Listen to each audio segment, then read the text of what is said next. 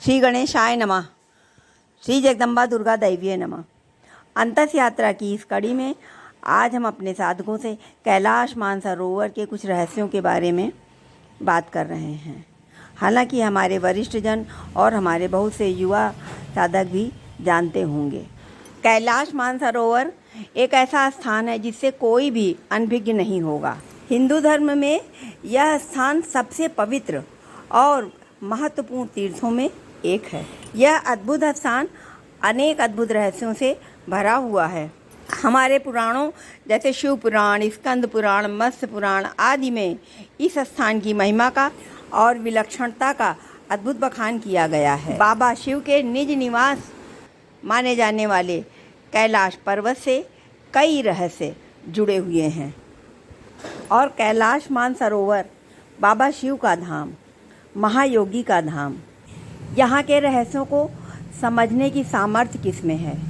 बाबा के धाम का रहस्य चाहे वो संरचनात्मकता हो या आध्यात्मिकता हो, इन रहस्यों को सुलझाना और पूरी तरह से समझ लेना दुर्लभ कार्य है, क्योंकि यह उन अजन्मा, अविनाशी और कैलाश के ध्यानी का रहस्य है। इस अजेय कैलाश पर्वत की ऊंचाई माउंट एवरेस्ट से, दुनिया के सबसे ऊंचे पर्वत से 2200 मीटर कम है। फिर भी आज तक इस पर कोई विजय नहीं पा सका है। और इस दुनिया की सबसे ऊंची चोटी माउंट एवरेस्ट पर अब तक 7000 बार तक चढ़ाई की जा चुकी है, परंतु कैलाश अजेय है। आइए जानते हैं कैलाश पर्वत के कुछ रहस्य हिंदी news18.com से। इसके अनुसार रूसी डॉक्टर ने बताया कैलाश का रहस्य और कहा, रात में अंदर से आती हैं आवाज़ें। कैलाश मानसरोवर यात्रा सदियों पुरानी है। यही यात्रा है जिसने कुमाऊं के प्रमुख शिव मंदिरों, आस्था स्थलों को एक दूसरे से जोड़ा है। अतीत में सैकड़ों मील की पैदल यात्रा की जाती थी। भारत के आज़ाद होने के कुछ वर्षों बाद ही राजनीतिक कारणों से शिव भक्तों की इस पवित्र यात्रा पर ग्रहण लग गया। 1980 के आसपास यात्रा दोबारा शुरू हुई, लेकिन यात्रा का स्वरूप, तरीका और मार्ग सब बदल गए। हिंदी न्यूज़ 18 के अनुसार एक रूसी डॉक्टर ने कुछ साल पहले कैलाश मानसरोवर की यात्रा की थी। उसने दावा किया था कि कैलाश पर्वत वास्तव में एक प्राचीन मानव निर्मित पिरामिड है, जो अनेक छोटे छोटे पिरामिडों से घिरा हुआ है।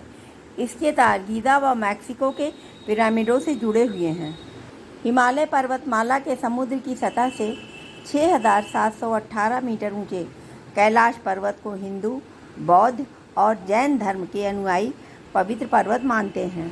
हिंदुओं का मानना है कि भगवान शिव का वास इस पर्वत पर है, यहीं उन्होंने अपनी समाधि लगाई थी। वहीं तिब्बती बौद्धों का मानना है कि परम आनंद के प्रतीक बुद्ध डेमचोक कैलाश पर्वत के अधिष्ठाता देव हैं। वह कैलाश पर निवास करते हैं। जैन धर्म के अनुयायी कैलाश को अष्टापद कहते हैं। उनका मानना है कि प्रथम तीर्थंकर ऋषभ देव ने यही निर्वाण प्राप्त किया था। आज तक कोई मनुष्य इस पवित्र पर्वत पर चढ़ नहीं पाया है। जिसने भी चढ़ने की कोशिश की, उसकी मृत्यु हो गई। इस बारे में बहुत सी बातें प्रचलित हैं। चीन की सरकार ने कैलाश पर्वत की धार्मिक संवेदनशीलता को देखते हुए पर्वतारोहियों पर पाबंदी लगा रखी है। इस पर पर्वतारोहण पूरी तरह से बंद है। यह बातें भी सुनने को मिलती हैं कि कैसे 19वीं और 20वीं सदी के शुरू में कुछ पर्वतारोहियों ने इस पर चढ़ने की कोशिश की थी और गायब हो गए थे। रूसी डॉक्टर एर्नस्ट मुल्दाशिफ कुछ एक्सपर्ट्स की टीम के साथ कैलाश पर्वत गए और वहां 1 महीने तक रहे। कैलाश पर चढ़ते ही बढ़ने लगती है उम्र। रूसी डॉक्टर ने अपने संस्मरणों में लिखा है कि उन्हें एक बार साइबेरियाई पर्वतारोही ने बताया था कि कुछ पर्वतारोही कैसे कैलाश पर्वत पर एक निश्चित बिंदु तक पहुँचे। इसके बाद वे अचानक बूढ़े दिखाई देने लगे। इसके 1 साल बाद ही बुढ़ापे की वजह से उनकी मृत्यु हो गई। प्रसिद्ध रूसी चित्रकार निकोलाई रेरिख को यह विश्वास था कि कैलाश के आसपास के इलाके में शंबाला नाम का एक रहस्यमयी राज्य है। हिंदुओं के कुछ संप्रदाय इस शंबाला राज्य को कपापा के नाम से पुकारते हैं, जहां सिर्फ सिद्ध और तपस्वी ही रहते हैं।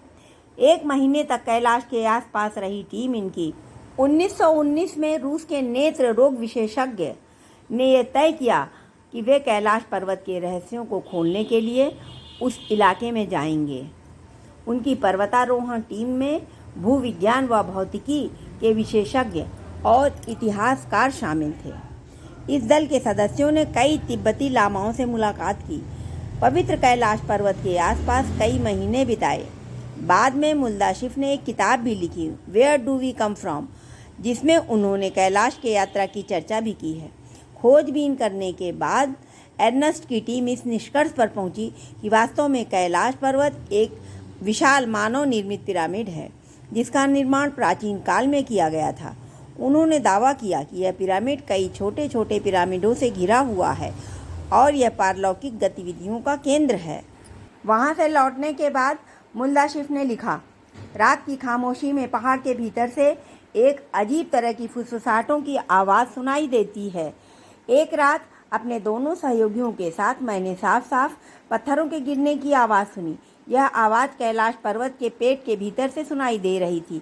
हमें ऐसा लगा कि जैसे पिरामिड के भीतर कुछ लोग रह रहे हैं। रूसी विशेषज्ञों की टीम को रात में कैलाश के अंदर से अजीबोगरीब आवाज़ें आती थीं। लगता था मानो कई लोग इस पर्वत के अंदर कुछ कर रहे हों। इसी लेख में उन्होंने आगे लिखा, तिब्बती ग्रंथों में लिखा हुआ है कि शंबाला एक आध्यात्मिक देश है जो कैलाश पर्वत के उत्तर पश्चिम में स्थित है। उन्होंने कहा, वैज्ञानिक दृष्टिकोण से इस विषय पर चर्चा करना मेरे लिए मुश्किल है। मैं पूरी सकारात्मकता से यह कह सकता हूँ कि कैलाश पर्वत का इलाका सीधे सीधे पृथ्वी के जीवन से जुड़ा हुआ है। जब हमने सिद्ध और तपस्वियों के राज्य तथा पिरामिड और पत्थरों के दर्पण को मिलाकर एक योजनाबद्ध नक्शा बनाया तो हम यह देखकर हैरान हो गए कि यह नक्शा जैसे डीएनए के अणु की स्थानिक संरचना का नक्शा था।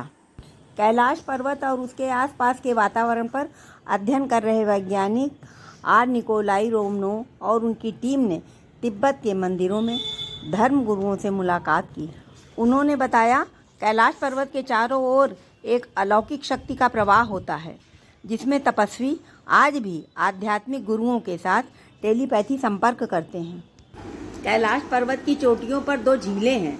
पहली मानसरोवर झील, जो दुनिया की सबसे ऊंचाई पर स्थित शुद्ध पानी की सबसे बड़ी झील है।